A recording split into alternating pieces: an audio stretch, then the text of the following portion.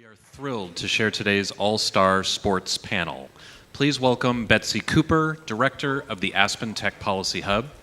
Her lineup today will include Reynold Hoover, Chief Executive Officer of the LA 28 Olympic and Paralympic Games, Jaia Thomas, founder of Diverse Representation, and Eric Tysarczyk, Senior Vice President of the National Hockey League. Please welcome the panel.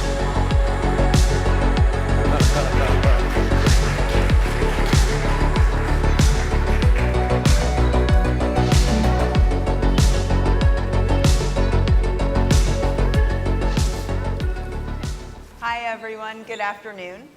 We know that cybersecurity should matter more to ordinary people, as we just heard, and what better way to do that than to get people thinking about how cybersecurity could affect their sports. So we've got a great panel here today. Eric, Jaia, Reynold, thank you so much for being here. Let's kick this off by just asking, what excites you about the promise of technology in sports, and what keeps you up at night? Eric? Starting with me, huh? Well, thank you for having us. It's I'm very happy to be here. What better to start a sports panel than a panel full of lawyers, right? So here we are. No, but what excites me is I will tell you, anyone, and I know everyone's a fan of the National Hockey League, so everyone in here that's a hockey fan knows really the diffusion and evolution of technology that we're using, different distribution channels, the way that whether it be streaming to watch a game or whether true fans can really get data and information from the players, not just social media, but I mean their performance data, and how all of that comes together is something that really excites us and really something that opens up different revenue streams for us. Awesome. Jaia, what about you? Hi, everybody. Thanks for having me. So one thing that I think really excites me right now is social media. I think I represent a lot of athletes, and a lot of them depend heavily on social media to build their brand and build their audience, and there are always new apps coming out, new developments, new changes in the social media space that I think is really exciting. So that's what I'm specifically excited about, and I think also there are a lot more opportunities now for athletes to create their own persona digitally than there was in the past. They don't have to depend on third parties as much anymore. You know, they can just log on and create their own app or stream or podcast or whatever, that is available. So I'm really excited about that, that athletes can now do a lot on their own without depending on other people to build their brand. And what keeps me up at night is a lot of them don't know what they're doing a lot of times. So that makes me a little nervous. So yeah, there are a lot of mistakes that happen along the way, and they're not always the most tech-savvy people, so that keeps me up a little at night as well. Well, first of all, Betsy, thank you for having me. I should point out, however, that when I was a cadet at West Point, I took Fortran, so I'm up on all the computer things, the latest technology. So.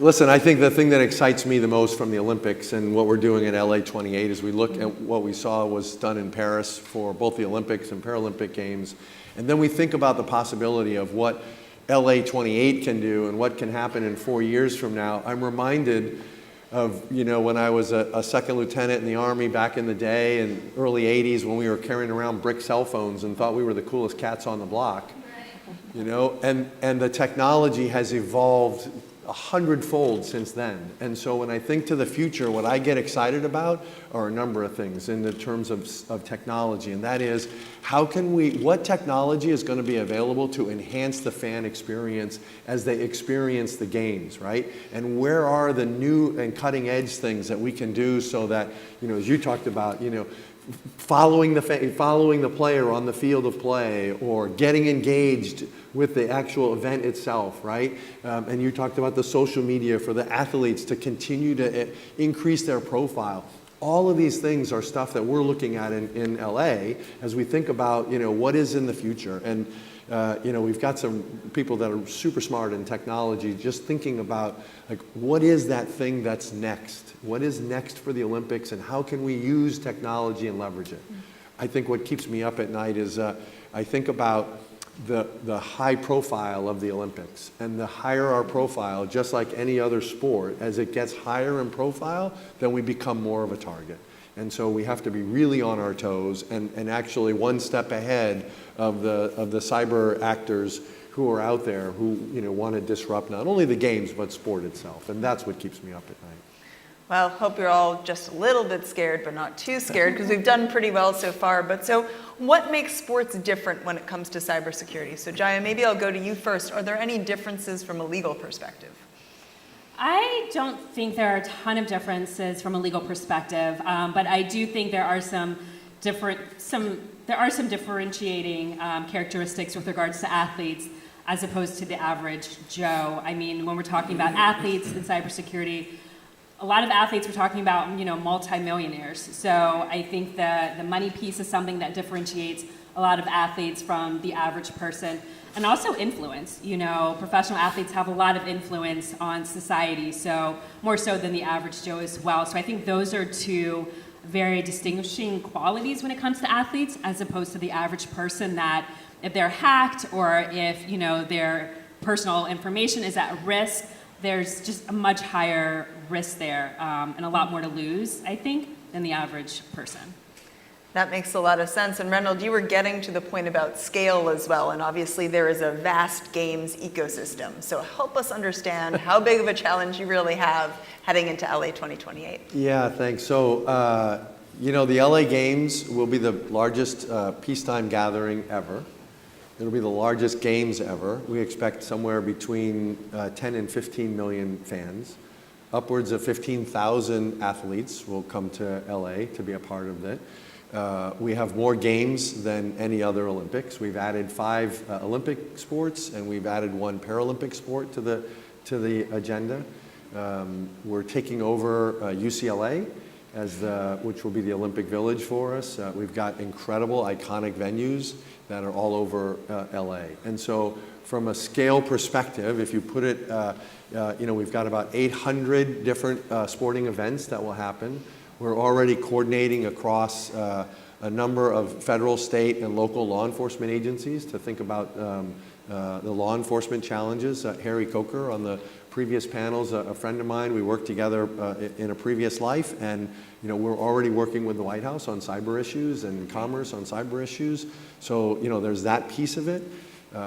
And when to put it in a little bit of perspective, it is like running and coordinating 7 Super Bowls a day for about 16 days straight. Ooh. And so when you think of that, and then you think of the implications of cyber to that, it's not just the fan who worries about the ticketing website getting hacked, or some other event part of the game, their experience getting hacked. There are so many applications of technology in the games. Think of, timing. We've got a great partner with Omega who's been doing timing, a very long time, probably since, I don't know, I'm joking when I say, since the early games, 1896, But Omega is there, and so timing becomes important.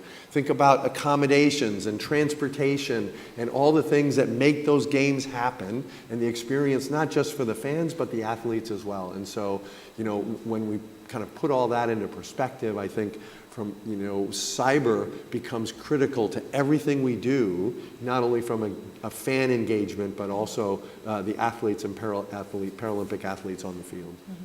So Eric, talking of the fans, imagine you're actually speaking to the average fan. And so, I have a huge family history of being Buffalo Sabres fans. So, and many of my family members probably don't take the appropriate cyber precautions. So how would you explain to them the threat posed by sports if there's poor cybersecurity? Sure, thanks. It's so when we try to tell people in larger terms to manage their risk, everyone can really picture the arena with 20,000 people in it. You put those people in a confined space with limited exits, and everyone from a normal perspective gets to see or can realize the dangers that are inherent to that environment. And I've told people before, and in some instances our players who I would engage in that social media sometimes, I tell them, imagine if everyone that was in that arena is walking around with all their personal data taped to their back on a piece of paper, and how attractive that arena would be to a malicious actor to get in and just start cultivating all of that data. And it normally will trigger at that point because I think everyone is used to the physical security issues that we face and that everyone out there faces and traditionally we've faced.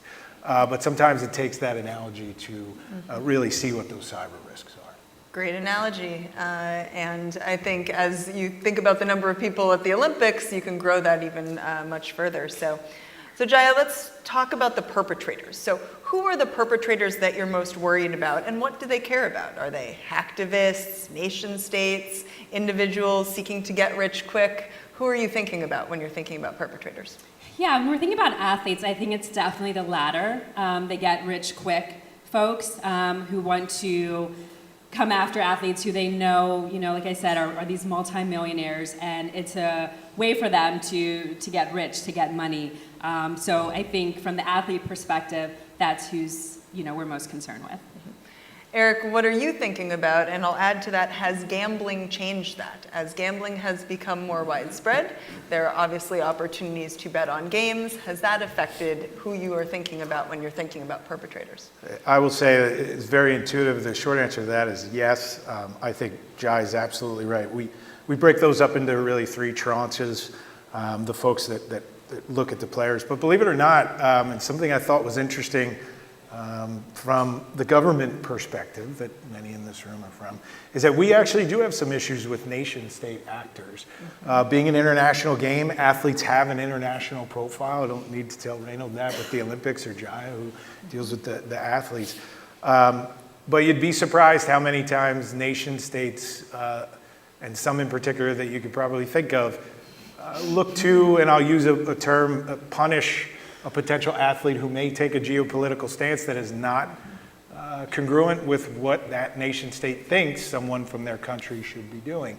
So on that side, it's large, and something from a league perspective, we try to prevent through education with our players.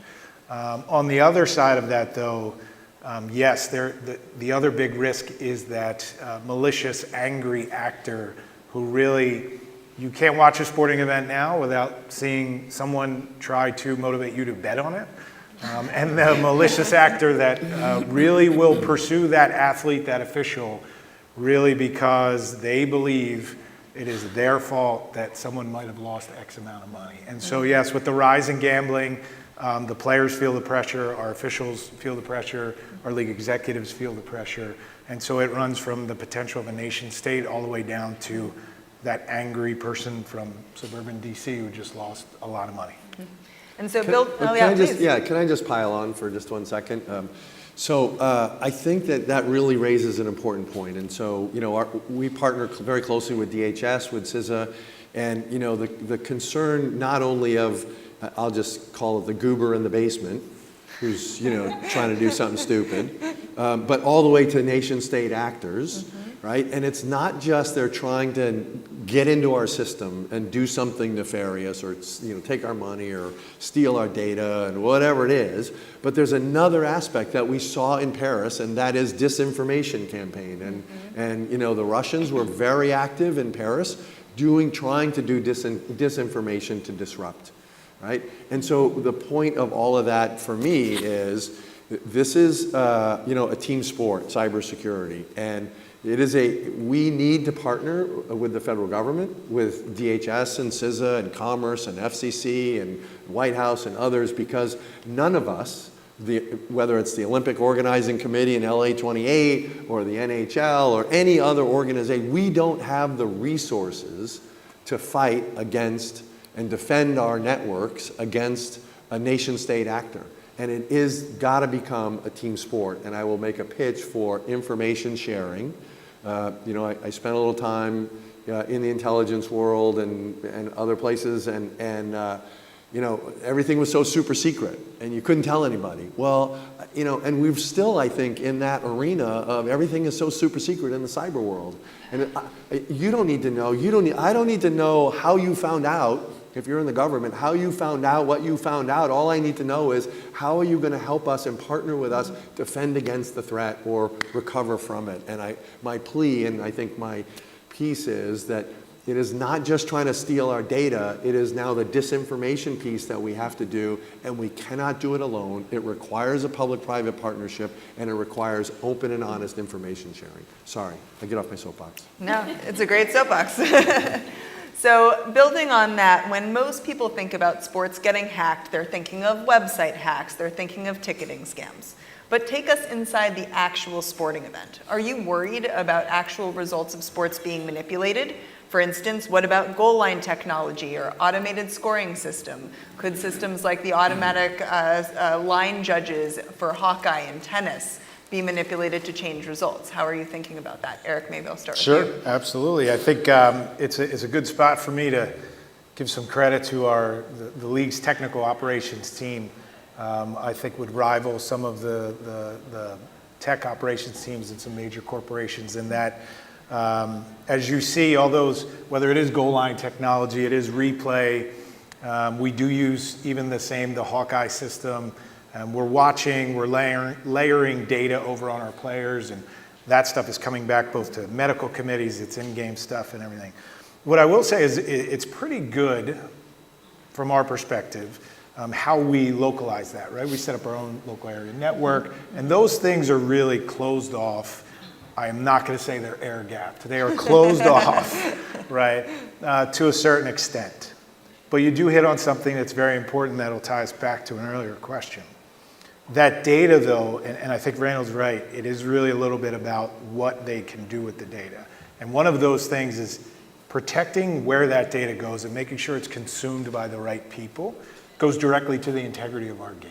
And if that data and those systems get out and there's loss of confidence there, that loss of confidence means there's an integrity issue with our game. And that goes directly to even legalized gambling, right? Someone gets information that others don't. It's almost akin to the financial services sector and the insider trading hypothetical. And so we really focus on that and make sure that the data is protected where it needs to be, health data, obviously, things like that. And then the game data is really being consumed by those who it's supposed to be consumed by, because that could affect the integrity of our game. And then ultimately, when we start to lose that piece, that definitely affects the revenue piece. And Reynold, building off of that, artificial intelligence is the buzzword of the day. And where we are today, it'll be very different by the time we get to 2028. So are you thinking about how artificial intelligence could affect the integrity of sports? For instance, you can imagine photo finish line, the photos being manipulated at that point of entry. How are you thinking about challenges like that? Yeah, look, I think what we saw in Paris was that we can protect the games, but it requires, as I mentioned earlier, it really requires a partnership effort. And it was an all-hands-on-deck effort in Paris to defend the networks. You know, it's a bit air-gapped, it's a closed network, and so we are very concerned about, you know, the integrity of the sport and the safety of our athletes and the safety of the fans that attend, and making sure that we can protect the data and keep that inbound, and the right people are getting the right data, right? So you think about, we have about 25,000 broadcasters and media people that come to the Olympics.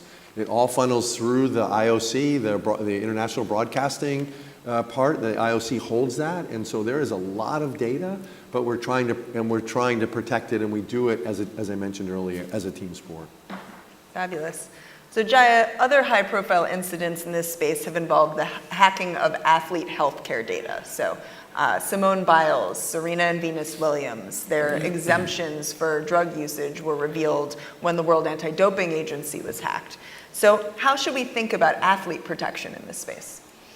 Yeah, I think in terms of athlete protection in this space, I think one of the big issues is a lot of athletes rely heavily on their teams. All athletes have a team, you know, they have an agent, attorney, financial advisor, assistant, and they rely heavily on these people to make decisions for them, you know, affecting their daily life, their decisions, and they're not always abreast of what's going on or those decisions being made in a way that they should be. So I think that's one thing. I think a lot of just athletes, they should depend on their team, but I think there's still a lot of room for just education and them being more educated about issues like this, and not just solely relying on their team to, you know, deal with something like that. Any tips any of you would share for the athletes who might be out here wondering, okay, now what should I do? Stay offline. Yeah, much to Jaia's chagrin. Look, I'll just say, as somebody who's had a number of fake Facebook pages, and they're still out there, it can happen to any of us. We would tell general officers when General Milley was the chairman, General Milley is not your friend on Facebook. I would just say, what I would advise is be careful of your social media footprint and what you're putting out there, because you never know what they're going to grab, where they're going to take it, and what they're going to do with that data, whomever it is, whether it's a nation-state actor or the goober in the basement. And so I would say it's really an education, and you want to be on social media. Look, it's very important to their brand, their personal brand. It's very important for us in terms of Team USA, and so I get that it's an important thing, but you got to be smart about it. And that's what I would say to our athletes is be smart about what you're doing and how you're doing it. Punchline. Oh, sorry. If it's too good to be true, it probably is. To piggyback off of that too, I think a lot of athletes are reactive and not proactive. They wait until something bad happens on social media to then react. And I think a lot of athletes need to be a little bit more proactive and think about worst case scenarios ahead of time and plan for those ahead of time, as opposed to just reacting when something bad happens. And also now, with regards to social media, a lot of athletes now hire out third parties to handle a lot of their social media. So they have, they're companies who just focus on posting on social media for athletes. That's all they do. They create the content, they post the content, and once again, a lot of times the athletes don't always know what's going on. So once again, just staying apprised, staying abreast, staying educated are other pieces of advice I would give them. So Eric, we're entering the streaming era. I'd be interested, actually, raise of hands, how many of you still have broadcast TV in your homes? Wow, okay. So what are new challenges you're experiencing in broadcasting sports in the streaming era, and how are you thinking about cybersecurity in that space? I will tell you right out of the gate, the streaming potentials and what they're calling the distribution channels have evolved tenfold. And really, as everybody knows, in sporting leagues, you're doing 8 to 10 year contracts for distribution rights. It's creating an internal tech challenge really to see how those rights, how the league will sell those rights, how the league will package those rights, will be distributed, things like that. But it really is a benefit to our game in that it allows us to reach different audiences, and not just by an age demographic, right? It allows us to reach different audiences. It allows us to do different things. And again, I know I keep bringing this back, but it allows us to tap potentially unused or undiscovered in the past revenue channels. With all of that said, similar to our league though, when we put a lot of faith in those distribution channels, we're putting a lot of faith in those third-party operating techniques and what their cyber protections are. We all know, the ability for one of those distribution channels to promote or broadcast, for lack of a better term, one of our games during a major event, losing that even for a minimal amount of time, you're talking about advertising impacts and things like that. So the challenges are difficult, and we attack those really like any responsible organization would. We have very heavy third-party vendor requirements when we go into solicitations for that. We have a great broadcast and partnership team that digs their heels in for certain things as we look at those distribution channels. But we're excited for where that's going. But I'm not quite sure yet we've discovered all the potential pitfalls in that area. Fair enough. We might have time for an audience question, so if you do want to ask a question, feel free to get up for the microphone. Overall, we've actually seen a lot of success in preventing attacks. Paris Olympics, resounding success. Super Bowls have gone very well. To what do you attribute these successes? So Reynold, maybe I'll start with you on this one. I think it's pretty simple. It's early planning, it's partnership, and it's information sharing. Mm-hmm. Fantastic. What about you, Jaia? Any thoughts on that? I would agree. I'll tell a story that maybe illustrates that if we have time. I'll try to keep it quick. So a few years ago, anyone that's a Colorado Avalanche fan, the Colorado Avalanche were in the Stanley Cup final.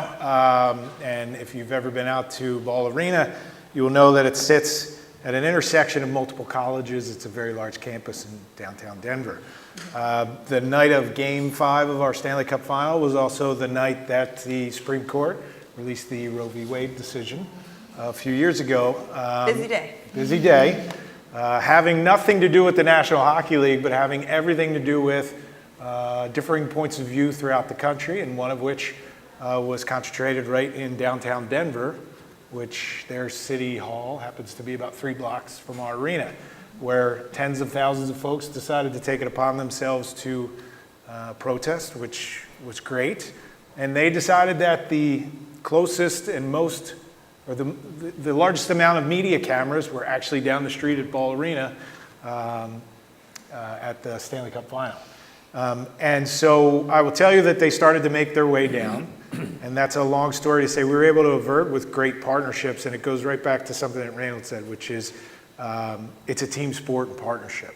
The league looked at that and worked with our arena. And actually, we issued a shelter in place for the arena, but never got to the point of stopping the game. We had really no control to do anything outside of the arena and really had to rely on the Denver Police Department, the PD, and really some of the organizers and the discussions that were happening with city officials to say, hey, we understand you're coming for the media attention, but let's try to keep this separate. And all those parties did a really great job.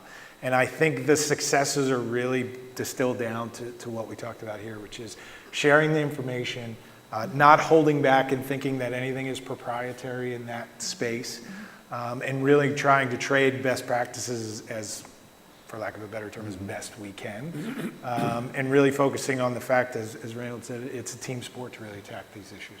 Fantastic. Well, let's bring in the audience. Please introduce yourself and ask your question. Hi there, I'm Jessica Gulick, Commissioner of the U.S. Cyber Team. We're a traveling eSport team representing the nation internationally in hacker games. And we fuse athletics and cybersecurity together, so very excited about this panel. Thank you guys for being here. My question to you is, it sounds like a lot of success in the sport industry in terms of infusing cybersecurity. What would you say is the secret to that success? In terms of when we look at other organizations, it can be very challenging for us to talk to our boards, our employees, et cetera, to take a mindset that is more secure, if you will, security by design. What do you think are some of the reasons why you're having some of the success that you have? And we talked a bit externally. What about internal to your organizations, which I think is the direction the question is going? Are you doing anything inside to spread the word about cybersecurity that might make it more effective? I'm happy to jump in. So, Jessica, thank you for that question. I think it's a great one. Twofold. Yes, there is a challenge. One of the things is that unearned confidence on a singular solution, right? We do the same thing. I have the same challenges coming up and saying, hey, it really has to be about the business rules. Cyber is a vector, but we can't just take out some cyber insurance or buy one solution and go there. But the success really is we have a focus on prevention through education. We just continue to hammer that message that you talk about and continue to show that, you know, for a trite phrase of cyber hygiene and distill that down and really try to solidify those business rules so that when we overlay the technology, we can find those successes. And so far it's worked. And one thing to add to that is you mentioned boards, and it's incredibly important to have cybersecurity representation on boards and to be able to grow that knowledge, not just within particular audit committees, but across the board as a whole. So I think sports have done an excellent job because of all the threats they're facing, and other organizations could learn from that as well. Let's take one more question. Hi, my name is Rafael Satter. I'm with Reuters. I wanted to follow up, Betsy, on a question that you asked about sports betting. I think, Eric, you'd said that you'd seen some sports betting related malicious cyber activity. Has sports betting led, and maybe this question for Jaia too, has sports betting led to an increase in cyber threats or a new kind of cyber threat? And can you give any kind of detail as to what that might look like? You want me to start or do you want to start? I could talk for hours about that. It's out of my lane, so that's Yeah. over to you two. The short answer, I will say yes, but it would look familiar to you from different threat profiles. Our real targeting issues are the fact that it really falls in that malicious actor category, right? So it's really not trying to obtain data, because what we're doing on the other side, from what for a quick promotion, the NHL Edge, right? We're putting out all that analytical data. We're trying to put it out to grow the fan base, to see that piece. And that's also, though, the data that people use to develop trends and see where the wagers go and things like that. But we do see a lot of folks with, and a nice way to say uninformed opinions, where they think either that like we script the outcome of games, right, at that level, or really the official's trend, he should have did it this way, right? So, and then that turns into some significant, I'll just say harassment, as Jaia talked about on that social media profile. You're talking everything from standard doxing, and that's where your threat profile looks the same, right? But we've had officials, their children's cell phones and location of where they're going to school put out on social media. We've had some real vitriol towards players, all with that perception that they did something specific to that gambler's wager, when really it's just a competition of the game. So we see new stuff, but it looks a lot like the old threat profiles. Frightening. Thanks for sharing that story. That's a good cautious tale and makes you understand how much the athletes are really in front of these situations. So Jaia, I'll start this question with you. We're getting towards the end of the panel. If you could change one thing about the intersection of sports and cybersecurity to make it easier to shore up systems, to make it easier to protect sports, what would you change? I think from like the athlete perspective, I know they both talked about just from the athlete perspective. I think a lot of athletes think cybersecurity is a really big word, and a lot of the terms that are associated with this space just seem like really out of reach, just a little bit over their head. So I don't want to say if there's a way to like dumb it down a little bit sometimes, but to maybe just make it a little bit more plain for athletes, I think would be really helpful, because a lot of them still don't really understand the space.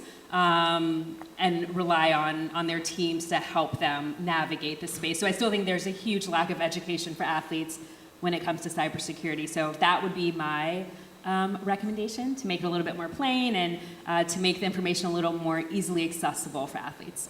Well, one of the great things about some of the cybersecurity education work that Craig Newmark and others are doing, hopefully that will grow that field. Reynold, what about you? What would you change?